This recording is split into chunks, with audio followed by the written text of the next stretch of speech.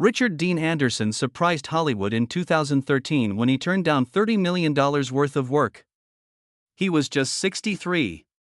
His career was still going strong. Anderson had a secret, even though studios were urging him to come back. People who know Anderson say he's been hiding a dark secret about the business for years. He has never talked about something that happened to him when he was on MacGyver that scared him so much. He chose silence over fame because of what Hollywood insiders did to him. It was a very cold day in January 1950 when Richard Dean Anderson was born. His mother had just given birth to him in Dawson Creek, British Columbia. But they packed up the baby and traveled into the United States in just 3 days. They moved to Minneapolis, Minnesota, where Richard would grow up with 3 other brothers. Stuart, his father, was more than just a teacher. He taught English and drama during the day and performed jazz bass at night. His mother, Jocelyn, was a talented painter and sculptor. Richard's surroundings was full of music, art, and stage lights from the very beginning. Jazz music and the smell of paint regularly filled their home. As a child, he would sit quietly in the back of high school theaters as his dad practiced plays. He witnessed performers use Twinkies as birthday cake during a rehearsal once. An idea resonated with him. He thought that any job that came with complimentary Twinkies was worth going after. He grew up in Roseville, a suburb where his existence was all about 2 things: ice hockey and daydreams. He was so into the sport that it was almost an obsession. People said he was crazy about hockey. And he was really, really terrific. Even Stan Mikita, a hockey icon, said he was good at what he did. Richard wanted to be a pro, but those ambitions were crushed when he was only 16. First, he shattered one arm when he crashed into someone during a game. 3 weeks later, he broke the other one. It was so bad that he had to go to the hospital for 3 months and have surgery with pins and plates. Doctors told him that he might never be able to move again. At the moment, real teams were looking at him. It hurt more than just having everything taken away. It was losing your identity. He was a hockey player. And suddenly it was gone. He fell into a deep depression. It seemed like the hospital stay would never end. And the silence of not skating again hurt more than the aching in his bones. But something strange started to grow in that calm. He began to pay more attention to the plays his father put on at school. He signed up for drama groups. He acted with casts on his arms. Acting was something he could latch on to when everything else had gone away. And in the middle of those little shows, a fire started that would never go out again. It wasn't simple for Richard when he was a kid. His family didn't have a lot. His dad's paychecks didn't even cover the necessities. The music gigs helped sometimes. There were occasions when they didn't. The 4 guys had to help out. Richard brought newspapers. He understood the importance of every dollar. He also learned how to make the most of what little he had, like when he tried to cycle from Minneapolis to Duluth when he was only 10 years old. That's a trip of 100 miles. He didn't inform his parents all that was going to happen. He just hopped on his bike and left. He got halfway there, which is 50 miles. Before his little body gave up. He had to go back, yet it didn't feel like he had failed. He was brave enough to try something that most adults wouldn't ever think of doing when he was only 10. By the time he was 17, he wanted even more danger. He rode his bike across the country. He drove more than 5,600 miles from Minnesota to Canada and then to Alaska. He spent the last 33 days all by himself. He had no car following him, no team, just him, a bike, and a terrible mix of mountains and weather. Earlier that year, he had been stuck in a terrible snowstorm in Taos, New Mexico, where gusts of 105 miles per hour made it impossible to see anything. He lived. And somehow, he continued asking for more. He learned how to dive with scuba gear. He learned how to ride a bike. He bought 4 of them. With a Harley Davidson. He would jump out of school roofs for pleasure. He would crash dirt motorcycles and then get up with a smile. He once dove off a board and hit his head, which required stitches. It didn't stop him. He once decided he wanted to create a world record by living in an igloo throughout one of Minnesota's coldest winters. He made it himself. He stayed in there for 3 days. He almost died of cold. But to him, that was just another problem to solve. He did a lot of crazy things and almost died when he was a teenager. He wasn't scared of hurting himself. He didn't worry about failing. He was afraid of standing stationary. In 1976, Richard Dean Anderson took a big chance when he left Ohio University and moved to Los Angeles. He had a dream and a lot of doubt, but he didn't know if he would be successful. He did whatever it required to stay alive. One of the oddest jobs he ever had was working with whales at a marine show. He needed the money to pay the rent, but the work also taught him how to deal with stress and be calm in front of a lot of people. Before this, he had already improved his acting skills at New York City's theaters. He was getting ready for something larger with every odd job and modest stage. In the spring of 1976, that same year, everything changed. He got his first major break on the show General Hospital. He played Dr. Jeff Weber for 5 years and was in 611 episodes. This happened on July 26, 1976, when the presentation went from 30 minutes to 45 minutes. The ratings went up quickly. General Hospital was the most popular daytime drama in the U.S. by 1979. Anderson was part of that wave. He worked with stars including Stuart Damon and Denise Alexander. When he left in 1981, he was more than just another soap actor. Producers had started to pay attention to him. He didn't slow down after that. He was in The Facts of Life just after General Hospital in 1981, where he played Brian Parker. He then played Andy McFay on Today's FBI. And in 1982, as Carter Randall, he even appeared on The Love Boat. These jobs weren't random. They were all carefully picked. He was showing that he could do more than just play in soap operas. He wanted to show that he could do a lot of things, and he did. He worked with numerous directors and crews, making connections and getting more experience. But not everything went as planned. He was the star of 2 CBS series from 1982 until 1984. He played Adam McFadden for 22 episodes of 7 Brides for 7 Brothers. After that, he played Lieutenant Simon Adams on Emerald Point NAS for another 22 episodes. Both shows were cancelled after only 1 season.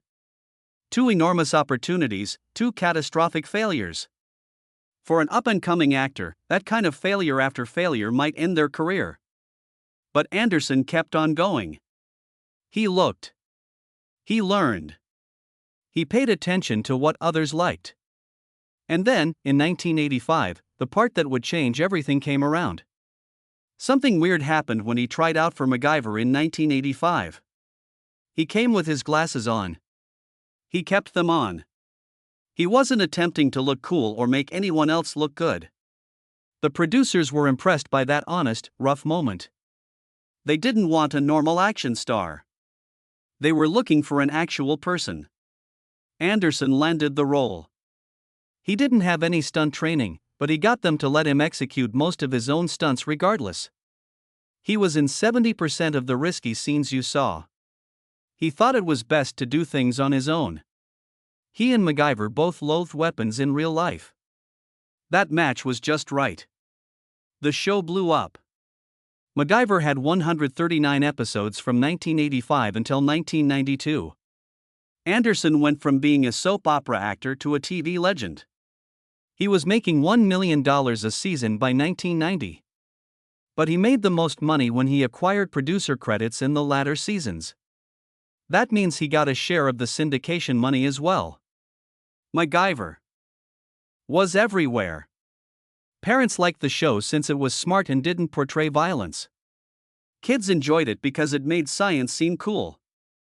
The word MacGyver even became a verb. You didn't fix it, you MacGyvered it. He brought the character back in a Super Bowl ad in 2006, 14 years after the show ended. That's how far the character had gotten into pop culture. But there was a cost to success. While filming a sprinting scenario on uneven ground in 1987, Anderson stepped into a hole that was camouflaged. He didn't merely hurt his ankle. His disc blew apart. It hurt all the way down his leg. He couldn't walk right, but he kept going. He taped episodes for a year and a half while in a lot of agony, taking pills and refusing to get help. He didn't want to use stunt doubles. He didn't want to look weak, but the damage was real.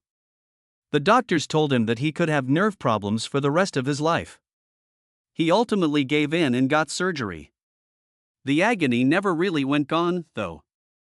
He kept it with him for the rest of the show. Anderson's own youth inspired one of the most famous scenes in the first episode of MacGyver.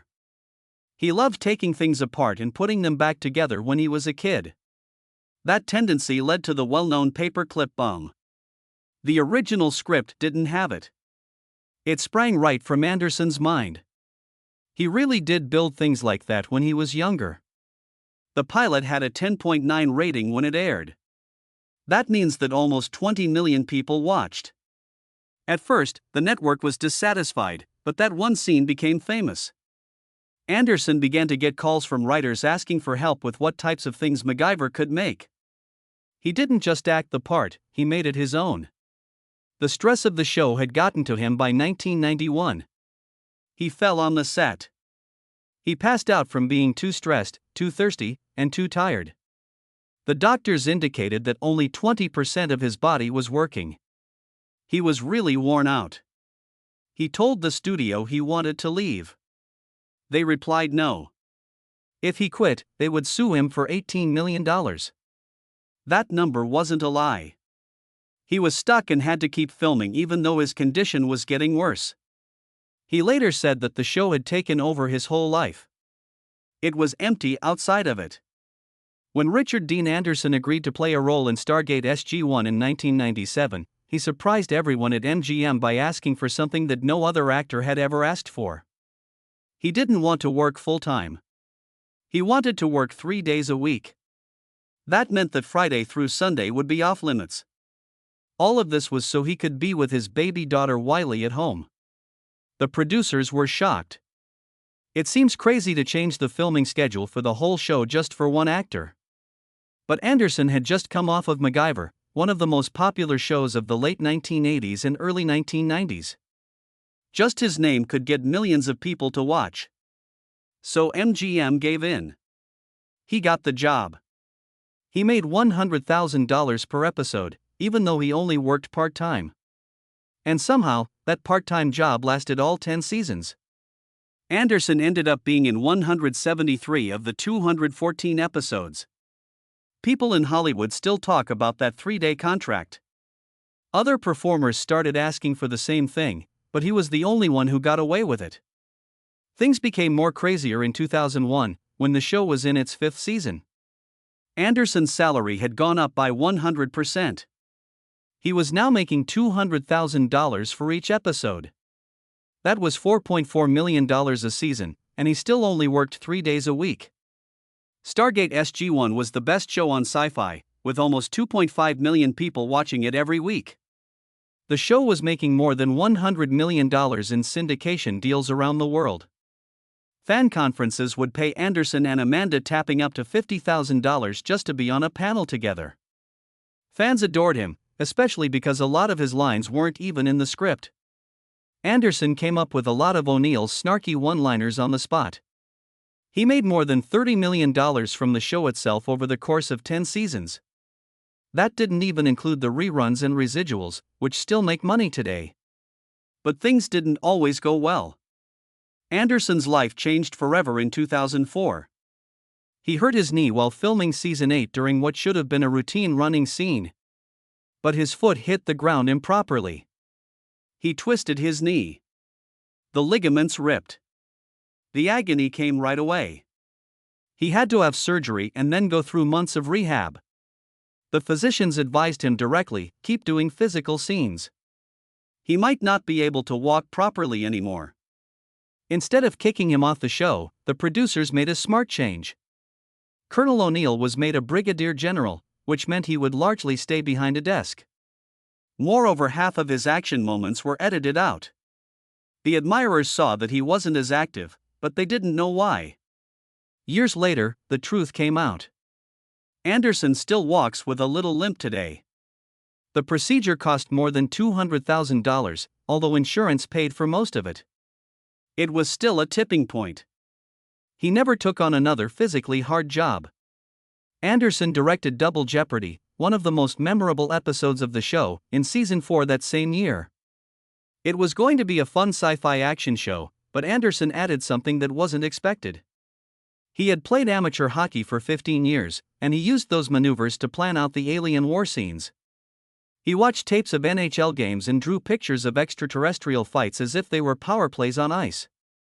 It got serious. It cost $300,000 more than planned because he kept asking for retakes. It took 47 tries to get one combat scene right. In the end, the stunt coordinator quit. But Anderson kept going. He was crazy about it. He even performed battle movements with the stunt squad during lunch. It shattered records when it broadcast. 3.1 million people watched. It got the best reviews of the season. But even when the show was at its best, Anderson was falling apart behind the scenes. He was discreetly battling with a bad case of burnout in 2001, the same year he received the Saturn Award for Best Actor. It might have seemed easy to work 3 days a week, but each day started at 5 in the morning and ended at 7 at night. He didn't get any breaks. The stress was too much. He warned Michael Shanks, his co-star, that it was bad for his health. He needed medicine to sleep. He drank 8 to 10 cups of coffee every day just to keep awake.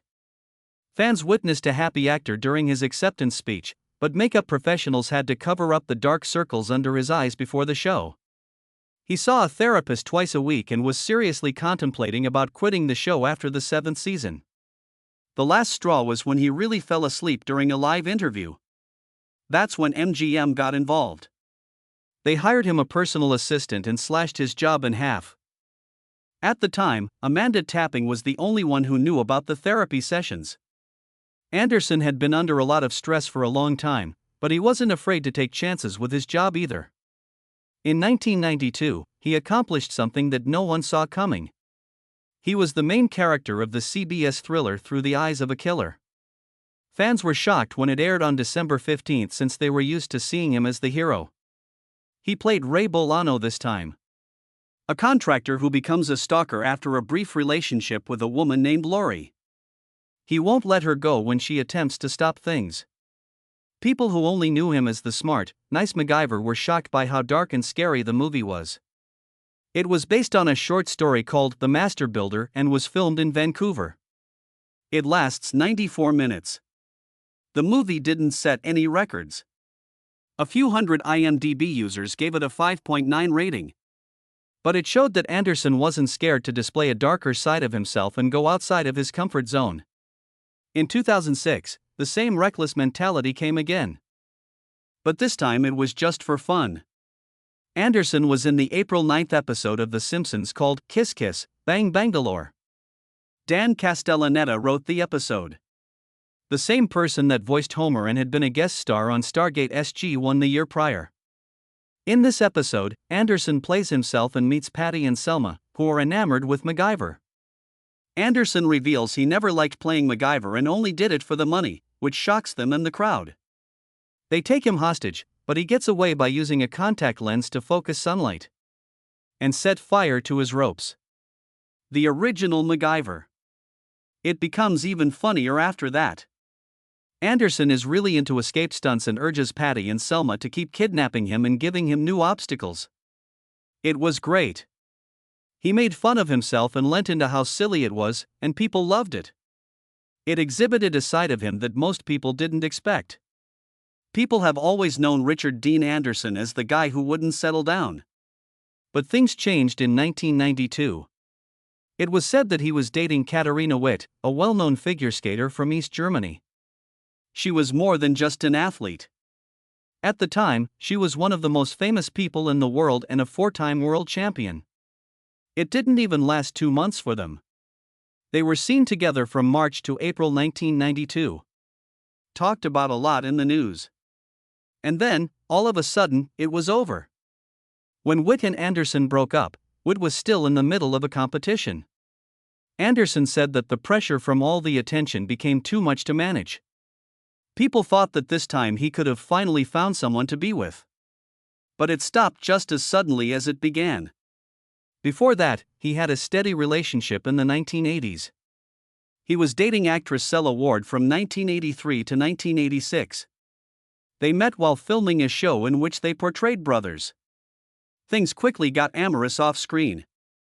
Cella had recently relocated to LA, and they started residing in West Hollywood, just steps from each other. They acted like a real pair, even though they weren't married. But because of his job on MacGyver, he had to work 15 hours a day, so they became what he dubbed a weekend couple. Anderson subsequently remarked that their relationship was great, but he was frightened about getting married. After they broke up, he went out with Terry Hatcher from April 1991 to February 1993. It was almost 2 years, but once again, there was no long-term promise. Both relationships ended on a nice note. But everyone in Hollywood knew that Anderson just didn't get married. Then someone came along who really transformed the way he lived. April Prose was her name. She wasn't famous, she was a wardrobe stylist. A friend of both of theirs set them up in 1996, and she didn't think much of it. She felt Anderson was just another actor who would never follow through. But after just one date, April told her mom that she had met the man she wanted to marry. They were together for 7 years. Their daughter Wiley Quinn Anna Rose Anderson was born on August 2, 1998. Anderson was 48 years old. He had never been married, but now he was a dad. He didn't marry April either, but they made a life together. There was no anger when they finally broke up in 2003. Anderson said that all he cared about now was his kid. But one short affair years before Wiley was born almost ruined everything.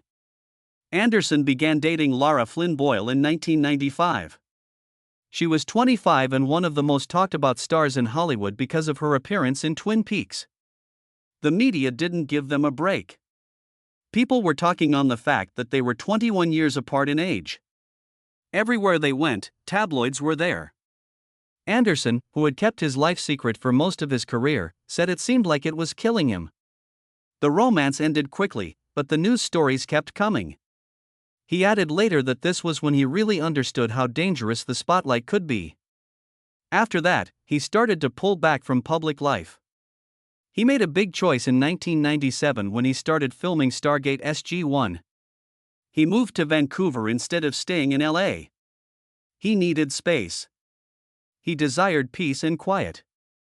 He wanted to be alone. He lived in Canada for 8 months out of the year, staying away from red carpets and Hollywood events. He went hiking. He played hockey with his mates.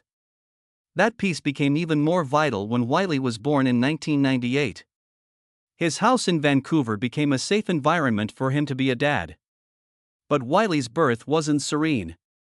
It was scary. When she came out, she didn't breathe. She didn't shed a tear. Anderson stayed still, attempting to keep strong, while doctors hurried to save her. He cried when they finally told him she was okay. He remarked later that it was the most intense moment of his life. It transformed him in every way. From then on, everything was about her. Anderson became a full-time single father after he and April broke up in 2003. He didn't say anything. He took it in. He was in charge of all the parenting. Changing diapers, feeding, and everything else. He was still transporting Wiley to and from school every day in 2017, even though he was in his late 60s. He stopped acting. He picked calm days on his Malibu property over working on sets and screenplays. He remarked that even getting up at 3 a.m. It was never a problem to check on her. He stated she never cried for no cause. At 48, becoming a father was tougher for him than he thought it would be. Wiley sobbed practically every day throughout his first year. He attempted to be calm when April first told him she was pregnant. But before long, he was reading every book on parenting he could find. He even took yoga sessions to get ready for the birth. He couldn't take his eyes off his daughter. The man who used to be known as Hollywood's most eligible bachelor was now a man who remained home, refused phone calls, and cradled his child. He made a choice in 2013 that startled everyone. He gave up. He left the business for good. He was 63 years old and had been through Stargate and MacGyver. He vowed he would no longer seek scripts or money. He didn't want to miss a second now that his daughter was 15. He was fatigued all over. The stunts had hurt. But more than that, he didn't want to make the same mistakes again. People like Terry Hatcher had informed him before that he was never home. He didn't want his daughter to say the same thing. He turned down more than $23 million from Netflix between 2023 and 2025. They offered him $15 million to make a documentary about his life. He said no because he didn't want his life to be made into entertainment. Disney wanted to pay $5 million for 5 episodes of Stargate. Paramount offered $3 million for only 1 episode of a MacGyver revival. He didn't even answer. A news source said, no actor in Hollywood history has turned down more money, offers, and fame than Richard Dean Anderson. But he didn't feel bad about it. He felt that the reboot didn't stay true to what MacGyver was truly like. He didn't want to feel phony nostalgia. He only agreed to things he believed in. And those were getting fewer and fewer. Anderson startled fans again in May 2025 during a convention in London. He didn't say anything about being famous. He didn't say anything nice about the business. He said that Hollywood was a machine that killed souls. He said it didn't care about people anymore, just money. Fans were shocked. Anderson had always been polite and charming in public, but this time he let loose. He took Amanda Tapping's place at the last minute and ended up becoming the emotional center of the event. The tickets are all sold out. People cried. He wasn't selling fame anymore. He was being honest. Anderson, who is now 75, leads a tranquil life in Malibu. His net worth is thought to be around $30 million. His house is worth $9.5 million, and he pays $112,000 a year in property taxes. But he's not interested in luxury. He works with groups that care about the environment. He is on the advisory board of the Sea Shepherd Conservation Society and helps stop unlawful whaling.